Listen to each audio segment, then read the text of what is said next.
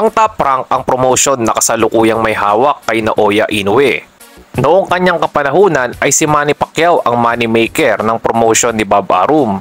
Siya kasi ang superstar dati. At ngayon ito na si Inoue. Natanong ang Vice President for Operations ng Top Rank na si Carl Moretti kung nasa radar daw ba nila para kay Inoue si John Riel Cuadro Alas Casimero. Nakakapanalo lang naman laban kay Saul Sanchez. Isang malaking nope o hindi daw nila kinokonsidera si Casimero sa potensyal na makakalaban ni Inoue sa susunod na taon. Kung tutuusin ay isang high risk at low reward para sa kampo ni Inoue ang laban kay Casimero. Kumbaga ay wala silang mapapala kahit talunin niya si Cuadro Alas.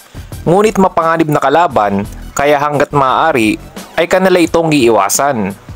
Sa December 24, bisperas ng Pasko ay nakaschedule si Naoya Inoue na harapin si Sam Goodman ng Australia sa Tokyo.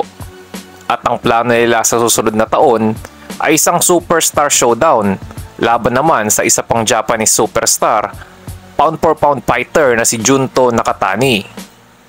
Marahil ay nalaman na rin nila ang balitang suspendido mula sa Japan Boxing Commission si Cuadro Alas at kino-question din ng ilan ang professionalism nito. Nangako naman si Casimero na sakaling magkakaroon ng pagkakataong makaharap si Inoue ay sisiguraduhin daw niya na hindi na siya sosobra pa sa weight limit pagdating ng kanilang weigh-in.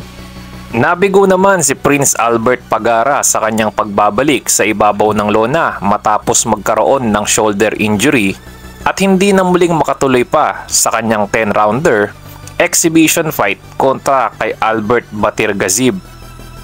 Dala-dala ni Pagara ang 35-1 win-loss record pero outmatch ang Pinoy sa galing at technically skilled na Russian. Undefeated pa rin si Batirgazib na pinasuko si Pagara sa end of round 4. Nireklamo ni Pagara ang shoulder injury kaya hindi na ito makatuloy sa susunod na round at nagwagi nga via technical knockout ang Russian. Sa isang post naman sa X ay minaliit ni Gervonta Tank Davis si Arthur Beterbiev at sinabing, "Kayo na lang ang magbasa mga idol."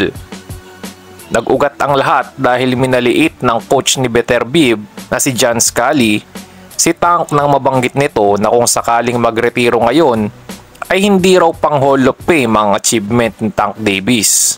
Marami naman ang umaagree sa comment ng coach ni Beterbiev dahil madalas daw gumamit ng catchweight si Davis, isang manufactured fighter, walang unification fights at namimili ng kalaban.